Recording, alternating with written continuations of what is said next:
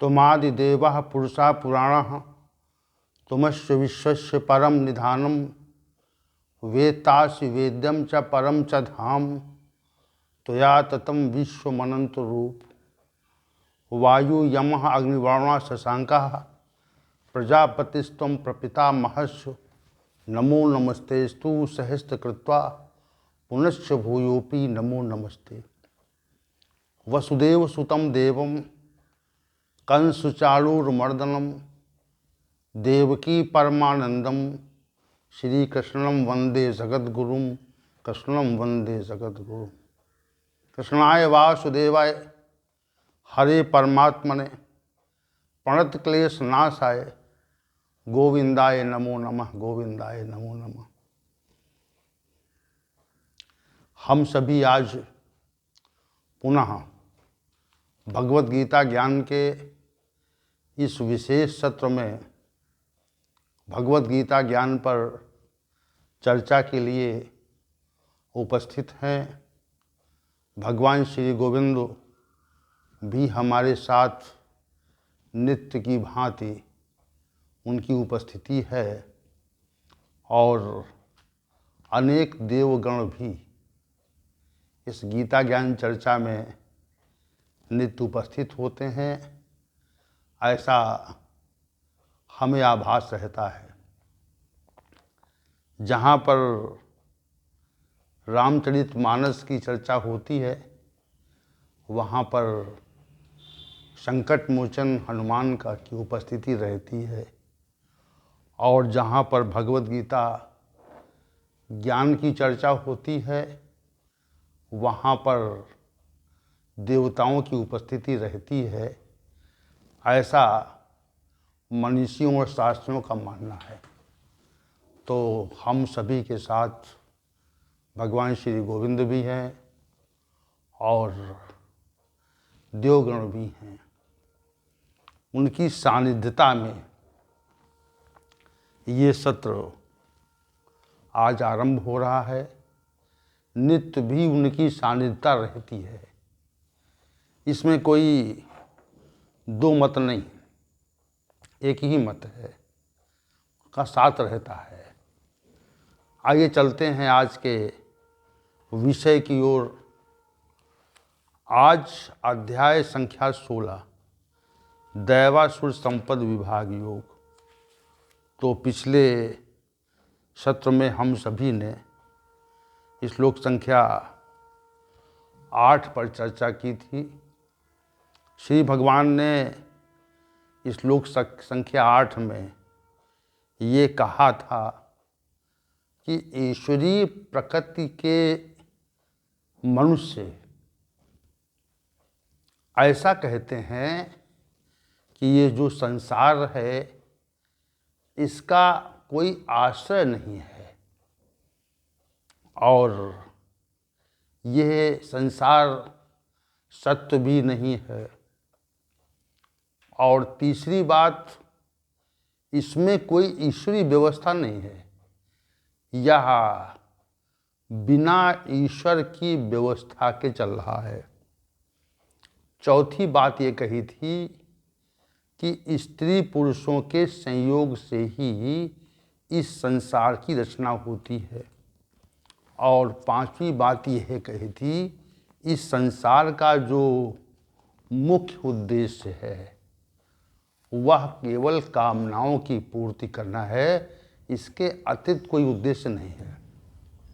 ये 5 बातें, 5 तथ्य इस श्लोक संख्या 8 में श्री भगवान ने आसुरी संपदा को प्राप्त मनुष्यों के संदर्भ में कहे थे। अब इसी तथ्य को आगे भी श्लोक संख्या 9 में वर्णित कर रहे हैं, क्योंकि श्लोक संख्या 9 का जो विषय है वो श्लोक संख्या 8 के तथ्यों पर आधारित है। आइए चलते हैं श्लोक संख्या 9 में श्री भगवान ने क्या कहा। एताम दृष्टिम अवस्तभ्य नष्टात्मानः अल्पबुद्धयः प्रभवन्ति उग्रकर्माणा छायाय जगतो हिता।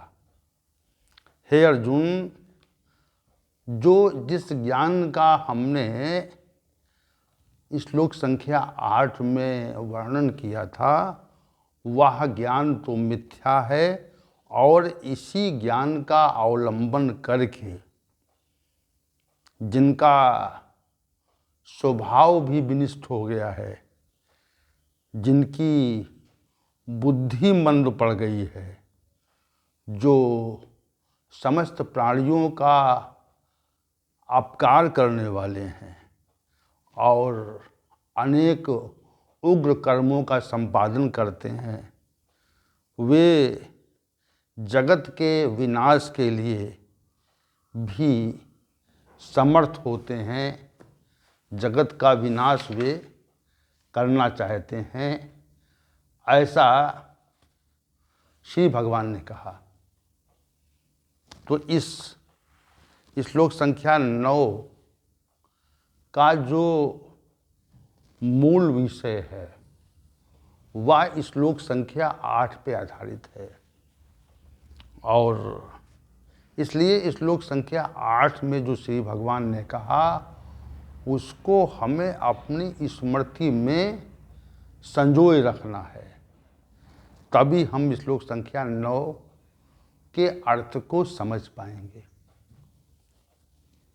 श्लोक संख्या 8 के विषय को हम फिर कहे दे रहे हैं कि आसुरी स्वभाव के लोगों का ये मानना है कि इस संसार की कोई प्रतिष्ठा नहीं है, उसका कोई आश्रय नहीं है, वो बिना आश्रय का है और ये संसार प्रतीत तो होता है, दिखाई पड़ता है, इससे हमारा नित्य व्यवहार भी होता है, लेकिन सत्यता इसमें नहीं है, सत्य नहीं है ये। और तीसरी बात, यहाँ पर कोई व्यवस्थापक रूपी सत्ता नहीं है, किसी की व्यवस्था नहीं है, अपने आप से ये संसार चल रहा है।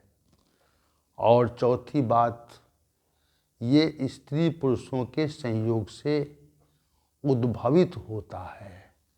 और पांचवी बात जो थी वो ये थी कि इस संसार में हम सभी आए हैं, इस संसार में आने का जो उद्देश्य है वह केवल अपने कामनाओं की पूर्ति और विषय भोगों के संपादन का उद्देश्य है।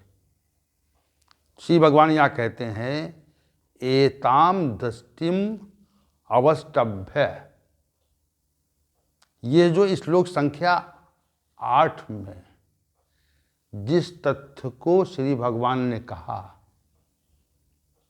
उस पर ही आसुरी स्वभाव के मनुष्यों की दृष्टि रहती है, इस मिथ्या सिद्धांत का ही वे अवलंबन करते हैं। ये विचार पुष्ट हो जाए कि इस संसार में कोई ईश्वर ही नहीं है, इस संसार में कोई ईश्वर नहीं है और इसका कोई आधार नहीं है, आश्रय नहीं है, तो ये जो विचार पुष्ट हो जाता है तो इससे हम अपने मनमाने ढंग से काम करने लगते हैं, क्योंकि समस्त शास्त्रों का जो दृष्टिकोण है या उनका जो कथन है, उनका जो सिद्धांत है वह ईश्वर की व्यवस्था से संबंधित है। परमात्मा की व्यवस्था इस संसार में स्थापित है, इस तथ्य को लेकर समस्त शास्त्रों का निर्माण हुआ और जितने भी मनीषी ऋषि हमारे देश में हुए, राष्ट्र में हुए, वे सब इसी का अवलंबन लेकर के उन्होंने अनेक काम किए। परमात्मा की व्यवस्था है, इस बात को शास्त्र और मनीषी मानते हैं और उसी का अवलंबन करते हैं।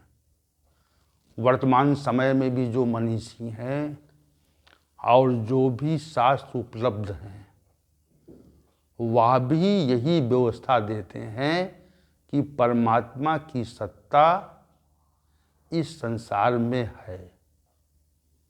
इसमें हम दो बातें कहना चाहेंगे कि परमात्मा की सत्ता है। एक बात तो यह है कि मनुष्य को जो कर्मों का फल मिलता है, तो कर्मों का फल निश्चित रूप से उसको प्राप्त ही होता है। इस संसार में अगर किसी व्यक्ति के कार्य का निरीक्षण करें आप, तो अगर शुभ कर्म है उसके, तो उसका शुभ और सुखद परिणाम स्वतः ही प्रकट होता है। आप देखेंगे, इस पर दृष्टि रखें, चूंकि ये अध्ययन का विषय है और एक लंबे समय तक अध्ययन का विषय है। जो व्यक्ति सुखद स्थिति में रहते हैं तो उसके पीछे, उनकी सुखद स्थिति के पीछे जो तथ्य है वह केवल शुभ कर्मों का संपादन है। दूसरी ओर जो अशुभ कर्म करते हैं, जिनके कर्म शुभ नहीं है, उनको अंत में अनेक प्रकार के दुखों का सामना निश्चित रूप से करना पड़ता है। इसमें कोई दो मत नहीं है। जो भी शास्त्र के प्रतिकूल और शास्त्र की मर्यादा को विखंडित करके जो कोई भी मनुष्य इस जगत में कर्म करता है, तो उसको निश्चित रूप से कष्टों का सामना करना पड़ता है। इसमें कोई दो मत नहीं। तो कर्म की फल की जो व्यवस्था है वह निश्चित रूप से इस संसार में लागू रहती है, चलती रहती है, और उस व्यवस्था को सुचारू और सुनियोजित ढंग से चलाने के लिए प्रत्येक मनुष्य के कर्मों का अंकन होता है, संकलन होता है। और आप सोचिए आप कि पर इस संसार में तो असंख्य व्यक्ति हैं, इनकी संख्या नहीं है, और उन असंख्य व्यक्तियों के द्वारा असंख्य प्रकार के कर्मों का संपादन प्रत्यक्ष रूप से या अप्रत्यक्ष रूप से छिपकर किया जाता है। परंतु उन समस्त कर्मों का जो अंकन है वो परमात्मा की व्यवस्था में निश्चित रूप से होता है। उस व्यवस्था में कोई त्रुटि नहीं है, त्रुटि विहीन व्यवस्था है। वो त्रुटि विहीन व्यवस्था के चलते परमात्मा के व्यवस्थापक हमारे समस्त कर्मों का अंकन करते हैं, और अंकन करने के बाद में उसका मूल्यांकन होता है, और फिर कर्म फलों का निर्धारण होता है, और इसके पश्चात वे कर्म फल हमारा प्रारब्ध बनकर हमारे सामने प्रकट होते हैं। तो कितनी बड़ी व्यवस्था है ये व्यवस्था कितनी बड़ी है, जो ईश्वर की सत्ता के बिना संभव नहीं है। विचार करें आप, इसी विषय विचार करें, अन्य विषय को तो रखेंगे भी, इसी विषय विचार करें आप कि प्रत्येक असंख्य मनुष्यों के कर्मों का अंकन, संकलन, चाहे वो प्रत्यक्ष रूप से किए जाएं या अप्रत्यक्ष रूप से किए जाएं, और फिर उन कर्मों का मूल्यांकन कि कर्म किस प्रकार के हैं, किस श्रेणी के हैं, शुभ कर्म है या अशुभ कर्म है या शुभाशुभ कर्म है। तीसरी बात, उन कर्मों के फल का विनिश्चय, निर्धारण करना। ये दूसरी व्यवस्था है कि किस कर्म का क्या परिणाम होगा, ये भी परमात्मा की व्यवस्था में निश्चित किया गया है। शास्त्रों में स्थान स्थान पर उसका उल्लेख भी आता है। अब चौथी बात जो विशेष है, जो परमात्मा की व्यवस्था के अनुसार चलती है, कि हमारे सामने अशुभ कर्मों का प्रतिकूल प्रभाव इस संसार में परिलक्षित होता है, दिखता है, और शुभ कर्मों का भी प्रभाव दिखता है, और शुभाशुभ कर्मों का भी प्रभाव दिखता है, मिश्रित जो कर्म होते हैं। तो ये सारी व्यवस्था उन कर्मों का प्रकटीकरण करना, उन कर्मों के परिणाम का प्रकटीकरण करना, और ये सम्यक व्यवस्था है। ऐसा नहीं कि हम शुभ कर्म करें, उसका अंकन, उसका संकलन अशुभ कर्मों के रूप में, ऐसा नहीं है। बिल्कुल नितांत 100% शुद्ध व्यवस्था है। और इतनी बृहद व्यवस्था कि हम जो कर्म करते हैं उसका संपूर्णता से मूल्यांकन और अंकन इस परमात्मा की व्यवस्था में होता है, और उसका मूल्यांकन होकर कर्मफल प्रकट किया जाता है। तो कर्मफल की जो व्यवस्था है वो ये बात सिद्ध करती है कि ईश्वर की व्यवस्था इस संसार में लागू है, कोई ईश्वर है। और अगर यह मान लें कि ईश्वर नहीं है, तो आसुरी संपदा को प्राप्त मनुष्य जो हैं वो ये मान कर चलते हैं कि कोई ईश्वर नहीं है। विशेष बात यह है, आसुरी स्वभाव के लोग ये मान कर चलते हैं कि कोई ईश्वर इस संसार में नहीं है, बिना ईश्वरी व्यवस्था के सब चल रहा है। तो ये बात जो है वह शास्त्र सम्मत रूप से और प्रत्यक्ष अनुभव के आधार पर भी सही प्रतीत नहीं होती। दूसरी बात, एक तो कर्मफल की बात है, दूसरी जो विशेष बात है जिस पर भी हम दृष्टि डालेंगे, जो ईश्वरी व्यवस्था के अधीन ही निरंतर संचालित होती है, वह है मृत्यु का समय से प्रकट होना, मृत्यु का समय से प्रकट हो जाना।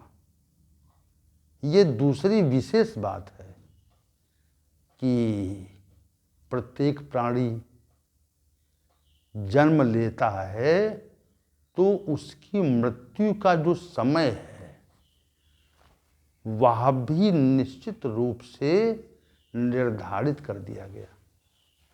मृत्यु का जो समय है वह निश्चित रूप से उसका निर्धारण है, और समय के साथ ये शरीर धीरे धीरे क्षय को प्राप्त करता हुआ विनाश की ओर बढ़ता हुआ, और अंत में मृत्यु को प्राप्त हो जाता है। इस मृत्यु को हम रोक नहीं पाते। अगर ईश्वर की व्यवस्था न होती तो हम संभवतः मृत्यु को रोकने में सफल हो पाते और अशुभ कर्मों का संपादन करके उसका शुभ परिणाम ले लेते। तो ईश्वरीय व्यवस्था का ये जो विशिष्ट स्वरूप है वह भी हमें मृत्यु के रूप में स्वीकार करना पड़ता है। ऐसा कोई ज्ञान इस संसार में उपलब्ध नहीं है कि हमें अमृत तो मिल गया हो। ऐसा कोई ज्ञान इस संसार में नहीं है कि हम अमर हो जाएं और हमारा शरीर जो है धीरे धीरे धीरे धीरे विकृत होता जाता है। वो वृद्धावस्था के आने पर निरंतर उसमें विकृति आती जाती है, वो क्षय होता जाता है। एक युवावस्था के शरीर को आप देखें और फिर अधिक वृद्ध व्यक्ति के शरीर को देखें तो अनेक उपचारों के उपरांत तो भी उसके क्षय को रोका नहीं जा सका। अनेक उपचारों के उपरांत, अनेक औषधियों का, अनेक प्रकार की औषधियों के सेवन से शरीर की जो क्षय होने की प्रक्रिया थी, विनाश होने की प्रक्रिया थी, उसको नहीं रोका जा सका। तो ये निश्चित करता है कि ईश्वर की व्यवस्था है, ईश्वर की व्यवस्था है, ये बात हम मानने को बाध्य होते हैं, हमारी बाध्यता है। कर्म फल, दो ही बातें हमने कही अभी, वैसे बात तो इस विषय की बहुत सी हैं, लेकिन दो प्रमुख तथ्य हमने कहे। कर्म फल की व्यवस्था भी हमको परिलक्षित होती है, दिखाई पड़ती है, और जो मृत्यु है वह भी समय से आती है। हम अपने शरीर के क्षय की प्रक्रिया को रोकने में असमर्थ हैं। इसलिए हमको ईश्वरीय व्यवस्था को मानना पड़ता है और हमें स्वीकार करना पड़ता है कि इस जगत में, इस संसार में कोई ईश्वर नाम की सत्ता है। और यहाँ पर जो श्री भगवान का कथन है वह ये है कि आसुरी स्वभाव के जो मनुष्य हैं वो ये मानकर चलते हैं कि ईश्वरीय व्यवस्था नहीं है, ईश्वरीय व्यवस्था नहीं है। और जो ईश्वरीय व्यवस्था को नहीं मानकर चलते हैं तो वे कर्म फल को भी नहीं मानते हैं, लेकिन मृत्यु को मानने की उनकी बाध्यता है। मृत्यु को तो उन्हें मानना पड़ेगा, मृत्यु के स्वरूप को उन्हें मानना पड़ता है। तो आधे अधूरे हो गए, फिर वो कर्म फल की व्यवस्था को ना माने और मृत्यु को स्वीकार करना ही पड़ेगा, समय से आएगी वो।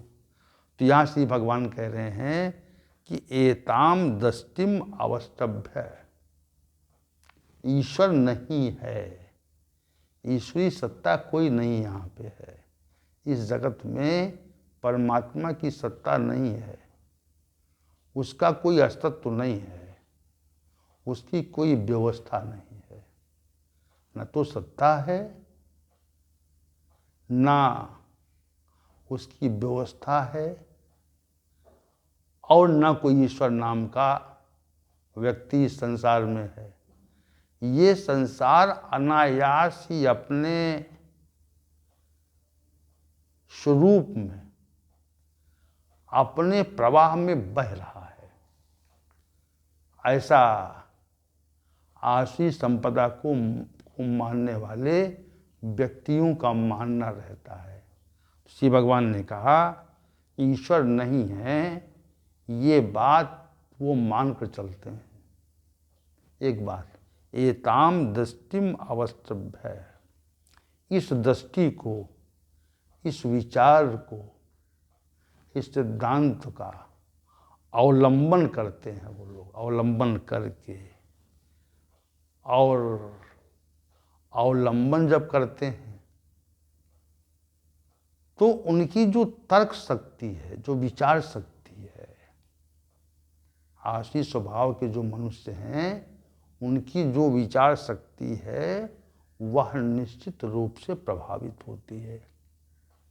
और जब प्रभावित होती है, विचार शक्ति जब प्रभावित होती है तो उनका क्या होता है, क्या स्थिति होती है। किसी मिथ्या सिद्धांत का अवलंबन हम कर लें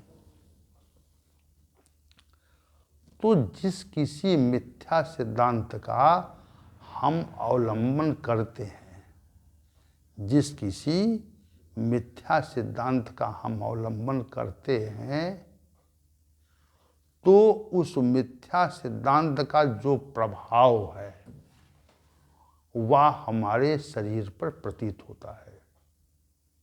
जैसे कोई औषधि हम के लिए मान लें इसका कोई प्रभाव हम पे नहीं होगा, कोई प्रतिकूल औषधि हम ले लें, ग्रहण कर लें और कहें कि देखें इसका प्रभाव होता नहीं होता हमारे शरीर पर। जैसे विष है, जहर है, और ये विचार कर लें कि हम पर इसका प्रभाव होगा ही नहीं,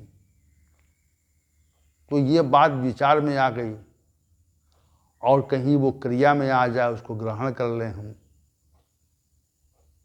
तो जो विचार था कि विष का कोई प्रभाव हम पर नहीं होता है और इससे हम विष ग्रहण कर लें तो उसका जो प्रभाव है वो शरीर पर दिखेगा, प्रभाव शरीर पर दिखेगा। तो यहाँ पर जो श्री भगवान ने कहा ईश्वरी सत्ता को न मानना, ईश्वरी सत्ता को न मानना और इस मिथ्या सिद्धांत का अवलंबन करना, ये अपने आप में ही बहुत कुप्रभावी है। इसका कुप्रभाव दिखेगा शरीर पे आपके, निश्चित दिखेगा और हम उसका प्रभाव से बच नहीं सकते। आश्रय नहीं है और सत्य नहीं है संसार, बिना ईश्वर का है। अगर ये बात हम मान लें और इसका अवलंबन करने लगें तो मानने से और अवलंबन करने से ही हमारा जो आंतरिक भाव है, जो जिसको आप स्वभाव कह सकते हैं, प्रकृति कह सकते हैं, अंतरात्मा कह सकते हैं, कुछ भी कह सकते हैं, तो वह विकृत हो जाएगी, वह नष्ट प्राय हो जाएगी। उसी बात